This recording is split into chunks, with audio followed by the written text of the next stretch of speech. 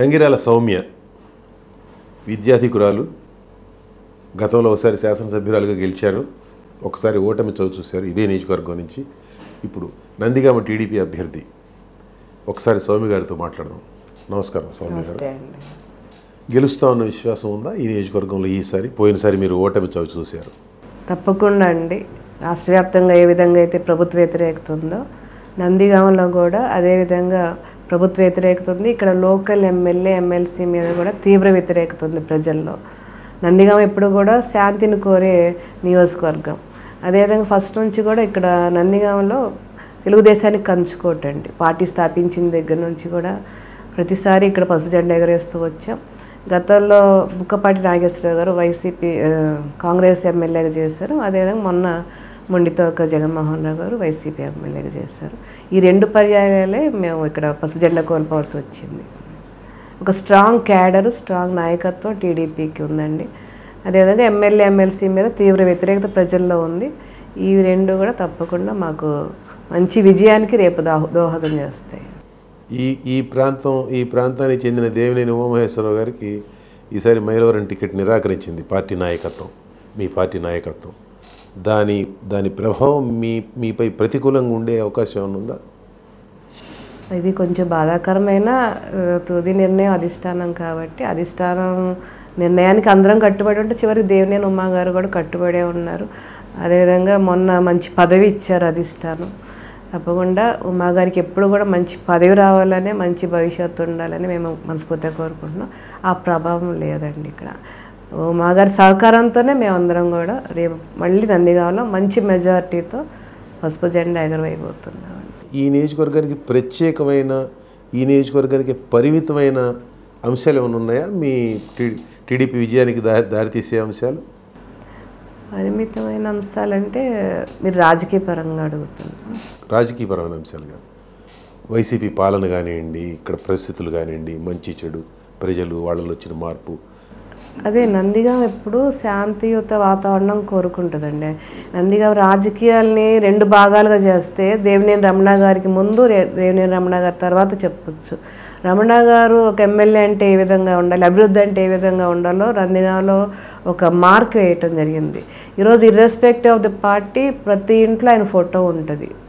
దేవుడి గదిలో ఫోటో ఎలా పెట్టుకుంటారో దేవుడి ఫోటో, రమణ గారి ఫోటో అందరి ఇళ్లలో ఉంటుంది. ఇప్పటికీ ఆయన చనిపోయి కొన్ని సంవత్సరాలు అయినా కూడా అందరి మనసులో కూడా ఒక దేవుడిగా స్థానం ఏర్పరచుకున్నారు. అభివృద్ధి అంటే ఏంటి, డొంక రోడ్లు వేయటం కానీ, బీటీ రోడ్లు వేయటం కానీ, స్కీమ్స్ 22 ఇరిగేషన్ స్కీమ్స్ తీసుకొచ్చారు. త్రాగునీరు, సాగునీరు అంటే దేవినేని బ్రదర్సే అండి ఇక్కడ నందిగామ నియోజకవర్గాలు. ఆ విధంగా కృషి చేశారు. తర్వాత దేవినేని ఉమా గారు వారి అన్నగారి ఆశయాలు కొనసాగిస్తూ, డిస్పైట్ దట్ అవన్నీ అలా ఉన్నప్పటికీ మీరు పోయినసారి గెలవలేకపోయారు.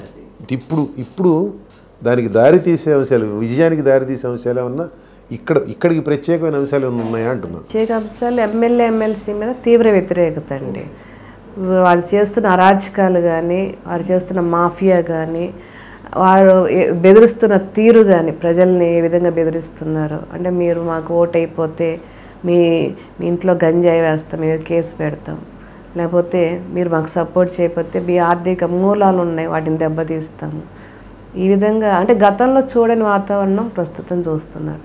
ఎక్కడ చూసినా అడ్డగోలు కమిషన్ వసూలు, కూరగాయల నుంచి ఏది వదలరండి. కూరగాయలు ఈరోజు రైతు బజార్ చూడండి, వాళ్ళ స్టాఫ్ శాలరీస్ అంతా రైతు బజార్ మెయింటైన్ చేస్తూనే ఇస్తున్నారు. నాసిరకం కూరగాయలు తీసుకొచ్చి అధిక రేట్లు వసూలు చేస్తూ కమిషన్లు తీసుకొని ఎమ్మెల్యే ఎమ్మెల్సీ స్టాఫ్ జీతాలంతా కూడా రైతు బజార్ ద్వారానే వెళ్తాయండి. అదేవిధంగా అపార్ట్మెంట్స్ ద్వారా కమిషన్లు తీసుకోవటం కానీ, అపార్ట్మెంట్స్ ఎక్కడ లేఅవుట్లు వేయాలన్నా ఎమ్మెల్సీ పర్మిషన్ తీసుకోవాలి, ఎక్కడ అపార్ట్మెంట్స్ నిర్మించాలన్నా ఎమ్మెల్సీ పర్మిషన్ తీసుకోవాలి. ముఖ్యంగా శాండ్ మాఫియా అడ్డగోలుగా శాండ్ని తరలిచ్చేస్తున్నారు. ఏం చేశారు మీరు శాండ్ మాఫియాని ఎదుర్కొనేందుకు? ఏమైనా చేశారు? మేము అనేక ధర్నాలు చేసామండి. కానీ ధర్నాలు, పోరాటాలన్నీ కూడా అసలు శూన్యంగా చేసేసారు ఈ అధికారులు. ఒక అధికారి స్పందించరు. సిఐ, సాక్షాత్ సిఐ మీరు ఎందుకు ఆపుతున్నారు, మీ మీద కేసులు పెడుతున్నామని, మీ మీద కేసులు పెడతామని చెప్పిన సందర్భాలు కూడా ఉన్నాయి.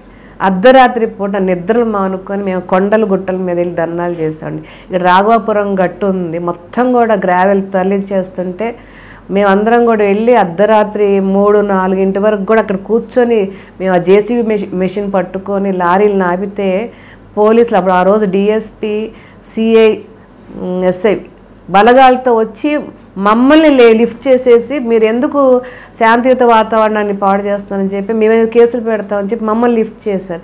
కొండల గుట్టల్లో మేము శాంతియుత వాతావరణాన్ని ఎక్కడ పాడు చేస్తున్నాం మిడ్నైట్ అంటే ప్రశ్నిస్తే కేసులు, ధర్నాలు చేస్తే కేసులు, ప్రజల తరపున పోరాడితే కేసులు. ఇప్పటికీ ఈ తరహా రిప్రెషన్, ఈ అణచివేత, ఈ అరాచకం దీనికి వ్యతిరేకంగా ప్రజల్లో మార్పు వచ్చిందంటారా? గమనించారు? గమనిస్తున్నాను, ప్రజలందరూ కూడా గమనిస్తున్నారు. ప్రజలు అమాయకులు కాదు కదా. కాకపోతే బడుగు బలహీన వర్గాల ప్రజలు స్కీమ్స్ ఏదైతే పథకాలు ఉన్నాయో అవి ప్రశ్నిస్తే అయిపోతాయేమో లేకపోతే తీసివేస్తారని చెప్పి ఒక భయంతో ఇప్పటిదాకా గడిపారు. ఇప్పుడు అందరూ బయటపడుతున్నారండి. చాలా ధైర్యంగా వాళ్ళు బయటకు వచ్చి చెప్తున్నారు, తప్పకుండా మళ్ళీ మా సపోర్ట్ తెలుగుదేశానికి, ఎన్డీఏ కూటమికి అని చెప్పి ధైర్యంగా చెప్తున్నారు. వాళ్ళ జరిగిన అన్యాయాలు ఇప్పుడు వాయిస్ వాళ్ళు వినిపిస్తున్నారండి. ఎస్సీ ఎస్టీ ఈ మన రాష్ట్రంలో ఉన్న జనాభా వాళ్ళ దామాషా ప్రకారం చూస్తే వాళ్ళ మెజారిటీ ఓట్లు పడనిదే ఏ పార్టీ కూడా గెలవదు. టీడీపీకి మెజారిటీ ఓట్లు వస్తాయి అనేందుకు మీకున్న ధైర్యం ఏమిటి? 2019 ఎన్నికల్లో మెజారిటీ ఎస్సీ ఓట్లు వైసీపీకి లభించాయి. ఈసారి మీకు లభించాలి, మీరు గెలవాలంటే ఏమిటి? ఎందుకు వస్తాయి? రావాల్సిన అవసరం ఏమిటి? అది కాదనుకొని మీకు వేయాల్సిన అవసరం ఏమిటి? యాక్చువల్గా జగన్మోహన్ రెడ్డి పాదయాత్ర చేస్తున్నప్పుడు తలలు నిమురుతున్నాడు, తమలు నిమిరాడు, ముద్దులు పెట్టాడు. అప్పుడు బడుగు బలహీన వర్గాల ప్రజలు చూసి ఒక కాబోయే ముఖ్యమంత్రి హోదాలో ఉన్న వ్యక్తి మమ్మల్ని హత్తుకుంటున్నాడు, మమ్మల్ని ముద్దు పెట్టుకుంటున్నాడు అని చెప్పి ఒక ఫీలింగ్ తెచ్చుకున్నారు ప్రజలు. కానీ ఇదే జగన్మోహన్ రెడ్డి ఇప్పుడు పాదయాత్ర చేస్తున్నప్పుడు బస్సులో నుంచి కిందకి దిగట్లేదు, కనీసం ఆ డోర్ కూడా తీయట్లేదు. ఇది మేము ప్రజల్లోకి తీసుకెళ్తున్నాం. అంటే మన బడుగు బలహీన వర్గాల్ని నా ఎస్సీలు, నా ఎస్టీలు, నా బీసీలు అని చెప్పి ముద్దులు పెట్టి మోసం చేసి మనకు ఏదైతే రాజ్యాంగం కల్పించిన నిధులు, సబ్ప్లాన్ నిధులు కానీ, కార్పొరేషన్ నిధులు కానీ అన్నిటిని కూడా ఖర్చు పెట్టేసి, నవరత్నాలు అని చెప్పి ఖర్చు పెట్టేసి మనకి దాదాపు 27 స్కీమ్స్ని దూరం చేసేసాడు. ముఖ్యంగా ఈరోజు పల్లెల్లో మేమేసిన రోడ్లు తప్ప కొత్తగా ఈ ప్రభుత్వంలో రోడ్లు ఇవ్వండి. ఆ రోజు బాబు గారు సప్లై నిధుల ద్వారా ప్రతి పల్లెల్లో 90% సిమెంట్ రోడ్లు వేశారు, ఎల్ఈడి లైట్లు ఇచ్చారు, పక్కా గృహాలు మిగతా వర్గాలకు 2 లక్షలు ఇస్తే దళితులకి 2,50,000 అదనంగా ఇచ్చేవాళ్ళు. ఈరోజు దళిత వాడల్లో ఉచితంగా కరెంట్ అనుభవిస్తానంటే బాబు గారు తెచ్చిన జగ్జీవన్ జ్యోతి స్కీమే అండి. ఇవన్నీ మేము చెప్తున్నా, ప్రజలు కూడా తెలుసుకున్నారండి. ఏదైతే పథకాలు ఇస్తున్నాడో సంవత్సరానికి ఒకసారి ఇస్తున్నాడు కుడి చేత్తో, ఎడం చేత్తో ఏ విధంగా లాగేసుకుంటున్నాడు. సరుకుల ధరలు అమాంతం పెంచేసేసాడు. ముఖ్యంగా పెట్రోల్ ధరలు, డీజిల్ ధరలు, గ్యాస్ 1200 అండి ఇప్పుడు.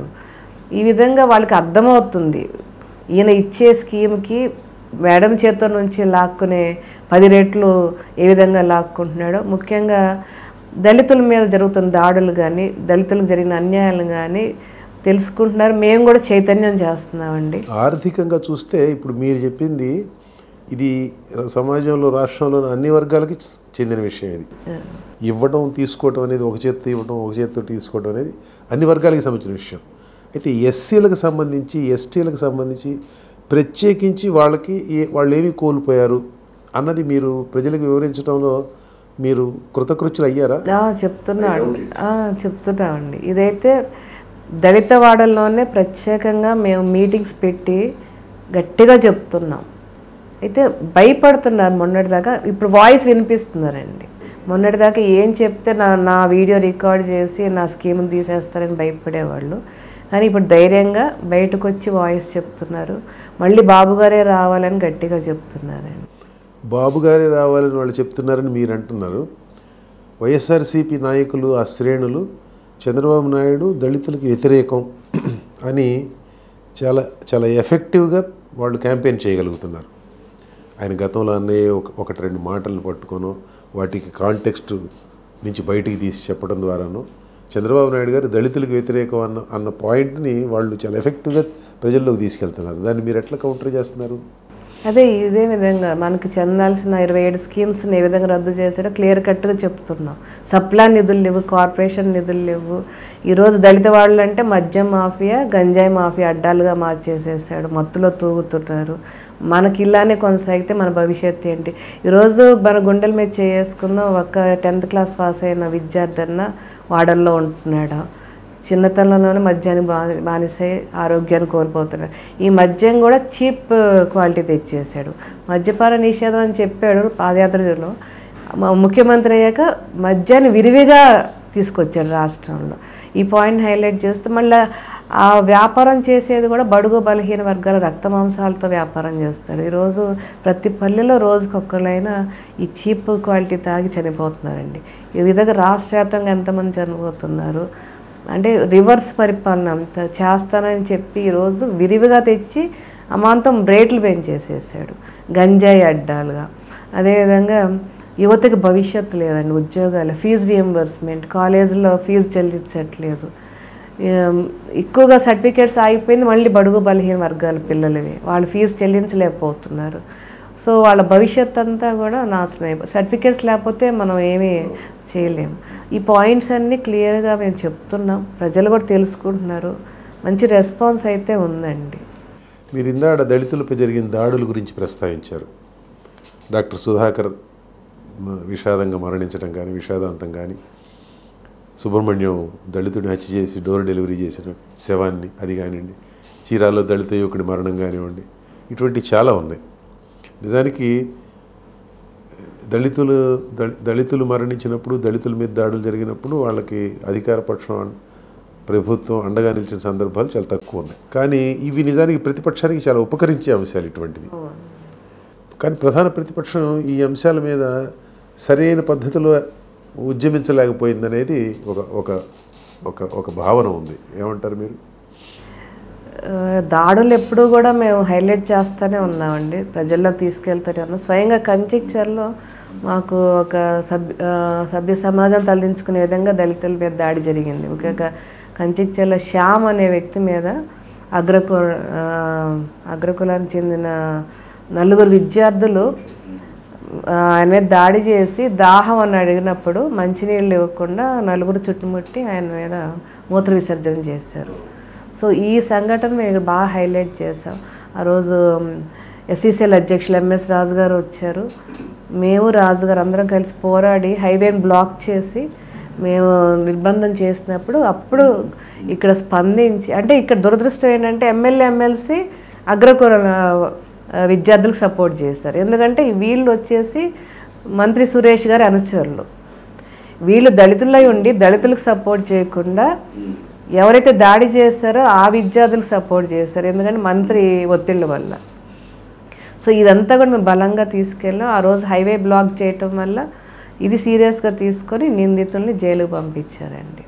సో నిందితులకి జైలు పంపించిన సంఘటన నాకు తెలిసి ఆ మధ్యకాలంలో ఇక నందిగామ నియోజకవర్గ పోరాటం వల్లే జరిగింది. ఎస్సీల్లో క్రైస్తవ మతం అవలంబించిన వారి సంఖ్య కూడా గణనీయంగానే ఉంది. జగన్మోహన్ రెడ్డి గారు కన్ఫర్మ్డ్ క్రిస్టియన్. ఆ కారణంగా ఆయనకి దళిత క్రైస్తవుల మద్దతు ఎక్కువ లభిస్తుందని అటువంటిది ఇది కూడా తీసుకెళ్తున్నాడు. ఒకవైపు ఏమో క్రిస్టియన్ అంటూ దళితుల్ని మోసం చేస్తున్నాడు, క్రైస్తవుడిని మీ బిడ్డను అని చెప్తున్నాడు. ఇంకో పక్కన స్వాముల చుట్టూ తిరుగుతున్నాడు, యజ్ఞాలు చేస్తున్నాడు. ఇప్పటికే పాస్టర్స్ చాలామంది తెలుసుకుంటున్నారండి ఈ విషయం. నాతో చాలామంది అన్నారు ఇతను అంటే ఓకే, రాజకీయాల్లో ఉన్నప్పుడు ఒక రాజకీయ నాయకుడిగా అన్ని మతాలని గౌరవించాలి, కానీ ఇతను క్రైస్తవ మతం అనేది ఒక ఆయుధంగా తీసుకొని బడుగు బలహీన వర్గాల్ని మోసం చేశాడు. కానీ ఇతనే మళ్ళీ హిందువుల స్వాములకి దండాలు పెడుతూ, ఆ స్వాముల పేర్లు నేను చెప్పను, సో హిందూ మతాన్ని కూడా హైలైట్ చేస్తూ ఏ విధంగా బడుగు బలహీన వర్గాలు మోసం చేశాడో అది మేము హైలైట్ చేస్తున్నాం. హిందూ మతానికి చెందిన స్వరూపానంద లాంటి స్వామీజీల దగ్గరికి వెళ్ళి కాళ్ళకి దండం పెట్టు హిందువుల ఓట్లని ఆకర్షించడం కోసం అంటారా? మేబీ అతని స్ట్రాటజీ అదే ఉండొచ్చండి. నిజానికి ఆ స్వామీపానంద అనే ఆయనే జగన్ని తీసుకొని 2019 ఎన్నికలకు ముందు ఋషికేశ్ తీసుకెళ్ళి అక్కడ గంగలో ముంచి ఒక క్రతువు ఏదో చేశారు. చేసి ఆ ఫోటోలు వీడియోలన్నీ పబ్లిక్ డొమైన్లో పెట్టారు. అది హిందూ ఓట్లని ఆకర్షించడం కోసం జగన్మోహన్ రెడ్డి క్రైస్తవం నుంచి హైందవంలోకి మారాడు అన్న వాళ్ళు చెప్పలే ఆ మాట నిజానికి, కానీ ఆ అభిప్రాయాన్ని జనంలో కలిగించేందుకు జరిగిన ప్రయత్నంగా చూశారు చాలామంది. అది కరెక్టేనంటారు? అది రెండు పడవల మీద ప్రయాణం. ఒకవైపు ఏమో ఈ విధంగా మోసం చేశాడు, క్రైస్తవత్వం అని చెప్పి అడ్డు పెట్టుకొని బడుగ బలహీన వర్గాల ముఖ్యంగా దళిత ఓట్లు క్యాష్ చేసుకున్నాడు. మళ్ళీ ఇప్పుడు హిందువుల్ని అట్రాక్ట్ చేయడానికి తాను హిందూ అని చెప్పి ఇంకో వేషం వేశాడు.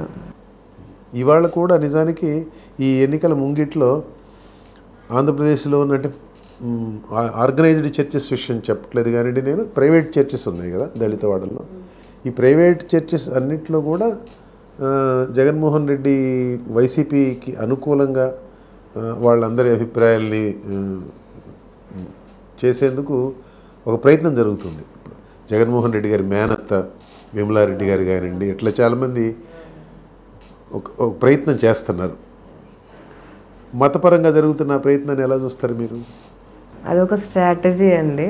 అయితే ఇప్పుడు చాలా వరకు చెప్పే కదా, ఇతను ఈ రెండు పడవల మీద ప్రయాణం చేస్తూ ప్రజల్ని ఏ విధంగా మోసం చేస్తున్నాడో చాలా వరకు తెలుసుకున్నారు. పాస్టర్స్ అయితే చాలామంది, నా నియోజకవర్గంలో అయితే చాలామంది తెలుసుకున్నారండి.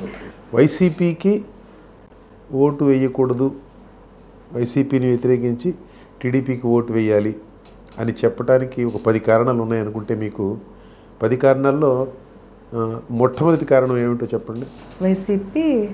వైసీపీని ఎందుకు వ్యతిరేకించాలి? 5 ఏళ్ళు పరిపాలించిన తర్వాత వైసీపీని కాదని టీడీపీకి ఓటు చేసేందుకు వైసీపీని ఎందుకు వ్యతిరేకించాలి?